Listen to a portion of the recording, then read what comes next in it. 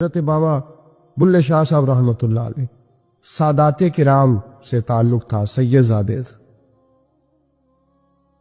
سادات کرام کو اللہ یہ عزت دیتا ہے کہ پیدائشی طور پر بھی ان لوگوں کے پاس سند ہوتی ہے کہ ان کی عزت کرنا امت پہ ضروری ہے۔ تیری نسل پاک میں ہے بچہ بچہ نور کا، تو ہے نے نور تیرا سب گھرانہ نور کا، یہ ان کو فضیلت ہوتی۔ بابا صاحب فرماتے میرے پاس فضیلت تھی، عظمت تھی، میں سید زادہ تھا اور گیلانی سید غوث اعظم کی اولاد، لیکن آپ فرماتے مجھے پتا تھا کہ اندر سے میں خالی ہوں۔ ہمارے زمانے میں کچھ برادری ایسی ہیں جن کو ہم لوگوں نے بڑا بنا دیا ہے، وہ بڑے بن گئے ہیں، نیچے اترنے کو تیار نہیں۔ اور میں اکثر کہا کرتا ہوں کہ یہ زیادتی دونوں طرف سے ہوتی ہے۔ اصل مجرم وہ نہیں جو اپنے آپ کو بڑا جانتا ہے، اصل مجرم وہ ہے جو اپنے آپ کو چھوٹا سمجھتا ہے، وہ اصل مجرم۔ تو اس زمانے میں سادات کرام کی بڑی عزت تھی، بڑا نام تھا۔ تو بابا صاحب کہتے ہیں میرے گھر میں پیری مریدی تھی، ابا جی بھی پیر، دادا جی بھی پیر، پردادا جی بھی پیر، سارے پیر تھے، لیکن میں جب اپنے دل پہ نظر ڈالتا تھا تو خالی تھا معاملہ، شے کوئی نہیں تھی پاس۔ ہاتھ چموا لینا، نذرانہ لے لینا بات ٹھیک ہے، لیکن نہ علم نہ معرفت، کوئی شے نہیں۔ اور فرماتے میں نے جب پلٹ کے دیکھا نا، پورے علاقے پہ نظر ڈالی تو ایک درویش بابا، ایک سادہ بابا سائیں عنایت قادری، جس کی کوئی بڑا نام نہیں، کوئی بڑی برادری نہیں، اور کام اس کا کیا ہے، رمبا لے لیتا اور سارا دن کھیتوں میں محنت کرتا، لیکن جب مغرب ہوتی تو اس بابے کی مجلس سجتی، اور کہتے ہیں جب ایک دفعہ وہ اللہ کہتا تو اس کی ساری داڑھی آنسوؤں سے بھر جاتی، اور جب عشاء کے بعد وہ حضور پہ درود پڑھنا شروع کرتا تو لگتا یہ کہ یہ سادہ نہیں پڑھ رہا، یہ مصطفیٰ کی زیارت کر کے درود پڑھ رہا۔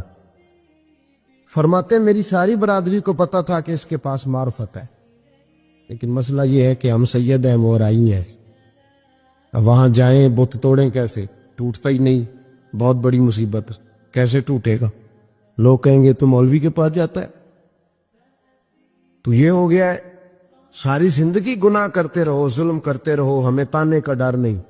درویش کے پاس جائیں تو لگتا ہے کوئی تانا دے گا کہ کدھر چلا گیا تھا، کدھر چلا گیا؟ جے کر یار دے نام دا ملے میں نہ انہوں چولی پا لئے پنجے سٹیے نہ، تو یہ کر نار دے نام دی ملے سولی جھوٹا جھوٹ لئے پچھاٹیے نہ۔ بابا صاحب کہتے ہیں میں روز اپنے آپ سے جنگ کرتا کہ جاؤں کہ نہ جاؤں۔ 2 4 5 لوگوں سے میں نے مشورہ کیا تو کہنے لگے تو سیدوں کو بدنام کرے گا، اب تو سادات کو بدنام کرے گا کہ سید ہو کے کسی کے دروازے پہ جاتا ہے۔ بابا صاحب کہتے ہیں ایک دن لڑتے لڑتے میں تھک ہی گیا، میں چلا ہی گیا، میں نے کہا نہیں، اندر کا بت توڑوں گا تو بات بنے گی۔ کہتے قصور کا میں رہنے والا تھا اور مجھے سمجھانے کے لیے اچ شریف سے، جہاں کے آپ رہنے والے تھے، جو پچھلا علاقہ تھا، وہاں سے بڑے بزرگ بلائے گئے کہ بلے شاہ کو سمجھاؤ۔ کہتے ہیں وہ بابا جی جب آئے تو میں پہچان گیا برادری کے، قبیلے کے، علاقے کے بڑے۔ میں جب ان کے قریب گیا تو وہ نہیں مجھے جانتے تھے، بزرگ تھے، میں تو جانتا تھا نا، تو مجھے کہنے لگے بیٹے کون ہو؟ تو میں نے کہا حضور میری تو پہچان ہی کوئی نہیں، میری تو کوئی پہچان نہیں، آپ بتائیں آپ کون ہیں؟ تو کہنے لگے اسی اچیرے، ساڈی ذات اچیری، کیونکہ اچ شریف وچ رہنے ہیں۔ تو اب تو بتا، تو بابا صاحب کہنے لگے اسی قصوری تے ذات بھی قصوری، کیونکہ وچ قصور دے رہنے ہیں، وہ جو چھوٹے تو اپنا قصور مانتے ہیں، ہاں جے کوئی سانو اچا مل جائے تے نیویں ہو بہنے ہیں، بات ختم ہو گئی۔ بابا صاحب رحمت اللہ علیہ کو بڑا سمجھایا۔ بابا جی کہنے لگے حضور میں کیا کروں؟ میں جب اس درویش کے پاس جاتا ہوں تو مجھے رب یاد آتا ہے، جب میں اس کے پاس جاتا ہوں تو میرے من کی میل کچیل دھو ڈالتا ہے، اور میں اس کی مجلس میں بیٹھا ہوتا ہوں تو لگتا ہے کہ مدینے والا رسول بھی مجھے مسکرا کے دیکھ رہا ہے۔ میری مجبوری ہے، میرے وہ جو اندر کے باطن کے میل ہے نا اس نے دھو ڈالے، اور کہا حضور آپ تو کہتے ہیں اس کے پاس نہ جاؤ، میرا تن تو گھر میں ہوتا ہے، میرا من اسی کے پاس رہتا ہے۔ بادشاہ کے کچھ سپاہی تھے جو مٹکے اٹھا کے جا رہے تھے، اور مٹکے تھے شراب کے بھرے ہوئے، مٹکے اٹھا کے جا رہے تھے۔ حضرت سید محمد موسیٰ جنگی دوست رحمت اللہ علیہ بھی قریب سے گزرے۔ یہ کیا ہے بھائی؟ بدبو سے سمجھ تو گئے، تصدیق کے لیے پوچھا کیا ہے؟ انہوں نے کہا جناب یہ بادشاہ کا سامان لے کے جا رہے ہیں۔ آپ تو جڈے والی گاڑی کو ویسے نہیں نہ پوچھ سکتے، سوال ہی نہیں پیدا ہوتا۔ آپ چونکہ جمہوری لوگ ہیں، آپ نے تو بس دفتر بنانا ہے، جب الیکشن ہوگا نا اپنے دروازے کے سامنے سارے محلے سے لڑائی لینی ہے کہ ووٹ میرے آکے دیں، پھر ٹھیک 1.5 مہینے کے بعد سجدہ صاف بھی کر جاتے ہیں، بندہ غلط سی، میں نے پتہ ہی نہیں لگا۔ تو یہ پہلے سوچنا تھا تھوڑا سا، ایسے ہی بلا وجہ الیکشن تو روز کبھی کبھی آئے گا، تو ہم نے ایک جگہ تو روز رہنا، ایک دوسروں سے جھگڑے کرنا اور معاذ اللہ تعالیٰ غیبتیں کرنا، عزتیں اچھالنا، یہ مسلمان کا شیوا نہیں ہے۔ حضرت غوث پاک کے والد نے پوچھا کیا لے کے جا رہے ہو؟ بادشاہ کا سامان ہے جی۔ ہاتھ میں ڈنڈا تھا، 3 مٹکے تھے شراب کے بھرے ہوئے، زور سے ایک ایک ڈنڈا مٹکوں پہ مارا تو مٹکے ان کے سروں پہ ٹوٹ گئے۔ بادشاہ سلامت، ہم سارے تقریباً بادشاہ سلامت ہوتے ہیں، یہ کسی کی جرت ہے مطلب میرے گھر کے معاملے میں مداخلت کرے ہو، پھر بادشاہ ہو؟ لوگوں نے جا کے بڑی غیبتیں کی، بڑی بڑی کہانیاں سنائیں، اس نے تو توڑ دیا جی مٹکے آپ کے، نے کوئی حال نہیں چھوڑا۔ تو بادشاہ کہنے لگا بلاؤ سید موسیٰ پاک، جنگی دوست رحمت اللہ علیہ کو بلا لیا، تو کہنے لگے بادشاہ تمہیں پتا تھا مٹکے کس کے ہیں؟ آپ فرمانے لگے پتا تھا مجھے۔ کہا کیوں توڑے؟ فرمایا اس لیے توڑے کہ مجھے تیرے اوپر رحم آ گیا تھا، تو اگر شراب پیے گا تو دوزخ میں جلے گا، مجھے رحم آیا تھا میں نے توڑ ڈالے۔ تو کہنے لگا آپ کون ہیں؟ تو آپ فرمانے لگے میں محتسب ہوں، میری حساب کتاب لینے کی ڈیوٹی، محتسب ہوں، غلط آدمی کا حساب کروں گا۔ تو بادشاہ کہنے لگا کس نے ڈیوٹی لگائی آپ کی؟ فرمانے لگے میری ڈیوٹی میرے رب کریم نے لگائی ہے، میری ڈیوٹی اللہ نے لگا۔ تأمرون بالمعروف وتنہون عن المنکر، مسلمان کے ذمے ہے اچھائی کا حکم دے گا، برائی سے روکے، یہ ذمہ داری اب اللہ نے ڈیوٹی لگائی ہے۔ بادشاہ پہ اتنا روب طاری ہوا کہ کہنے لگا حضور آپ کی بڑی مہربانی، آپ نے یہ کام کیا۔ کہنے لگا جناب اگر آپ اجازت دیں تو میں بھی آپ کو محتسب نہ بنا دوں، آپ میرے وزیر بن جائیں، کو بندہ اس طرح کا کام کرے تو اسے روکے۔ تو آپ فرمانے لگے نہیں، تو اپنی نوکری سنبھال کے رکھ، جسے اللہ ڈیوٹی پہ لگائے اسے پھر بندوں کی ڈیوٹیاں نہیں کرنی چاہیے۔ یہ احساس اللہ نے انہیں دیا، یہ شان رب کریم نے عطا فرما۔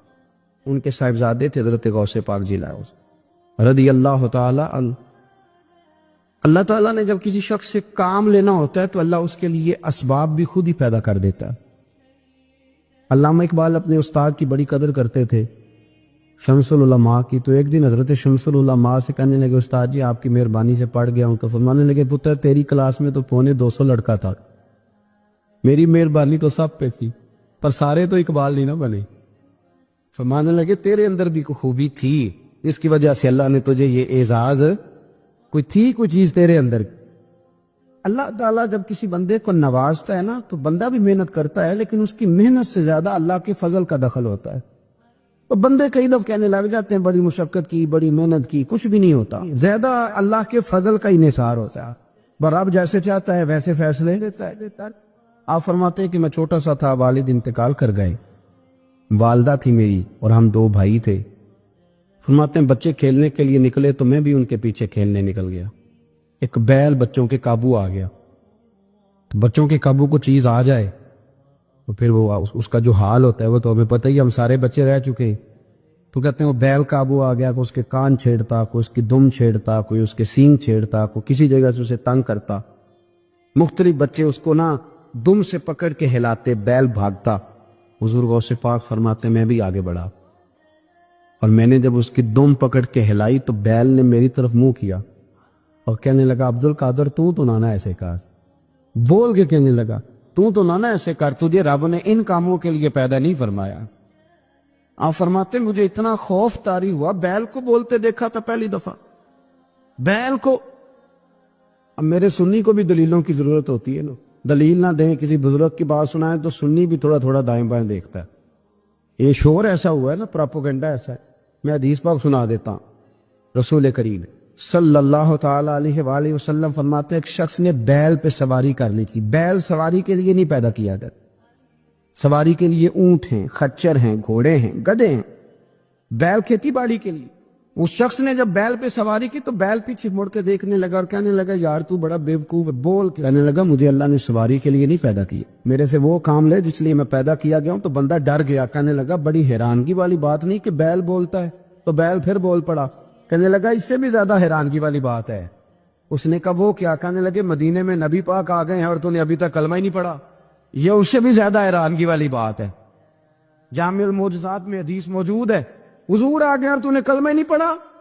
وہ شخص کہتا ہے میں سر پٹ دوڑا, جب آ کے سامنے کھڑا ہوا تو حضور مسکرائے, فرمایا آجا پڑھ لے کلمہ, مجھے پتا ہے تجھے کس نے بھیجا ہے. اللہ والوں کی باتیں مان لیا کریں. میں بڑی ذمہ داری سے کہتا ہوں رب کریم کے کوئی بندوں کی بات کتاب و سنت کے خلاف نہیں ہوتی, وہی تو کتاب و سنت آگے پہنچانے والے ہوتے ہیں.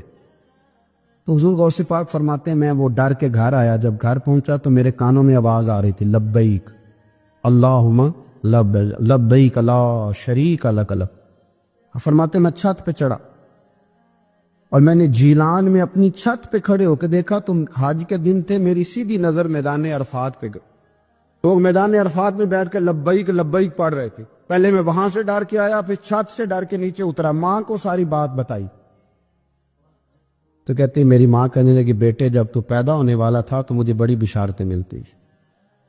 فرماتے ہیں ماں نے نا کھولا بکسا صندوق تو 80 دینار نکالے. فرمایا پتر تم 2 بھائی ہو اور تمہارا باپ کل جاگیر 80 دینار چھوڑ گیا, 80 40 تمہارے 40 تمہارے بھائی کی. فرمایا بیٹا ایک بات کا خیال رکھنا, میں اور تمہارا باپ کوئی نہیں, بھائی چھوٹا ہے, میں پیچھے نہیں آ سکتا. یہ 40 دینار لے جا بغداد چلا جا کے تعلیم حاصل کر. بیٹے میں پہنچ نہیں سکتی, خیال رکھنا. غوث پاک فرماتے ہیں 12 سال میں نے تعلیم حاصل کی یارو, میں نے پتے بھی کھائے اور خود آپ کا فرمان موجود ہے. فرماتے ہیں ایسی سختیاں بھی دیکھیں کہ پتھر اور پہاڑوں پہ گزرتی تو شاید پگھل جاتے, لیکن میں نے اپنے نبی کا دین پڑھا. اب تو پیر کے گھر میں جو پیدا ہوتا ہے وہ علم لدنی والا ہوتا. میں تو ایسا ہوتا پتر ہے, او خدا کے بندے صبر کر. اگر غوث پاک حسنی حسینی سید ہو کے باقاعدہ پھٹی پہ بیٹھ کے پڑھتے, تو کس پیر کا مرید ہو گیا جسے علم ہی کوئی نہیں, جو جاہل آدمی ہے. یہ ضروری ہے, علوم دینیاں ضروری ہیں, اس کے بغیر کام نہیں چلتا. اور غوث پاک رضی اللہ تعالیٰ عنہ کی آپ پوری زندگی پڑھ کے دیکھ لیں. غوث پاک تمام اولیاء کے امام ہیں, ساری زندگی. غوث اعظم سے کسی نے پوچھا آپ نے سب سے زیادہ دین کا کام کس طرح کیا, تو فرماتے ہیں تقریر کے ذریعے. اب تقریر کرنے والا مولوی ہوتا ہے اور تویز دینے والا, سبحان اللہ. غوث پاک رضی اللہ تعالیٰ عنہ فرماتے ہیں میں نے دین کا سارا کام کس ذریعے سے کیا ہے. ہفتے میں 3 جلسے کرتے تھے اور 70 ہزار کا مجمع ہوتا تھا اور بغیر لاؤڈ سپیکر کے تقریریں ہوتی. اور فرماتے ہیں جیسی سمجھ پہلے بندے کو آتی تھی ویسی آخری والے کو آتی تھی. لوگوں نے کہا حضور یہ کرم کیسے ہوا؟ فرمانے لگے میں نے جب تعلیم حاصل کر لی تو بولنا آتا ہی نہیں تھا, تو میں بڑا پریشان ایک دن سو گیا تو خواب میں رسول کریم کا دیدار نصیب ہوا. انہوں نے فرمایا تو واز کیا کر, تیرے واز سے لوگوں کو فائدہ ہوگا. یا رسول اللہ میں اجمی بندہ ہوں, لوگوں کے سامنے کیسے بات کروں گا؟ تو حضور نے فرمایا منہ کھولنا ذرا. کہتے میں نے منہ کھولا تو محبوب نے 7 دفعہ لعاب دہن ڈالا میرے منہ میں. آپ فرماتے ہیں پھر بولتا میں تھا, اثر کوئی اور پیدا کر دیتا. حضور غوث پاک رضی اللہ تعالیٰ عنہ نے 40 سال دین کا کام کیا. صبح کے وقت فقہ کا درس دیتے تھے, فجر کے بعد کچھ دیر کا ناشتہ کرتے سو جاتے, پھر آ کے مدرسے میں پڑھاتے باقاعدہ بچوں کو. غوث پاک رضی اللہ تعالیٰ عنہ کی سیرت پر آپ ساری کتابیں پڑھ لیں, ساری کتابیں لو. میں نے بھی بڑے دعویٰ کر دیے, یعنی ساری کتابیں جتنی اب تک چھپی ہوئی ہے ساری پڑھ لو, کہیں نہیں ملے گا کہ ہم غوث پاک کے آستانے پہ گئے. غوث پاک کسی بندے نے یہ نہیں کہا ہم غوث پاک کے آستانے پہ گئے, غوث پاک کے دربار پہ گئے. سب نے یہی لکھا ہے کہ ہم حضور غوث پاک کے مدرسے میں گئے. ہمارے نا مدرسوں میں سبق تقسیم ہوتے ہیں, سال جب شروع ہوتا ہے نا تو سبق تقسیم ہوتے ہیں. ہمارے مدرسے میں بھی تقسیم کرتے ہیں ہمارے مولانا. آپ حدیث پاک پڑھائیں گے, فلانا استاد منطق پڑھائے گا, فلانا فلسفہ پڑھائے گا, فلانا یہ سبق تقسیم ہوتا ہے, فلانا قرآن, فلانا حدیث, فلانا فقہ. تو غوث اعظم کے مدرسے کے جو ناظم تعلیمات تھے وہ کہنے لگے حضور سبق بانٹنے ہیں تو آپ کو کون کون سے سبق دے دیں, کون کون سا پیریڈ پڑھائیں گے؟ تو آپ فرمانے لگے نہیں پیریڈ رہنے دو. حضور پھر فرمایا اس طرح کرو لائق بچے تم رکھ لو اور نلائق سارے مجھے دیکھو, میں جانوں اور نلائق جانے, نلائق سارے میرے. غوث پاک رضی اللہ تعالیٰ نلائق سارے رکھ لیے, کند ذہن. اور حضور غوث پاک ان کو اسباق پڑھایا کرتے، ان پر محنت کر۔ فجر کے بعد فقہ کا درس، 10 بجے مدرسے کی کلاس، ظہر کے بعد حدیث پاک کا درس، مغرب کے بعد تفسیر بیان کرتے۔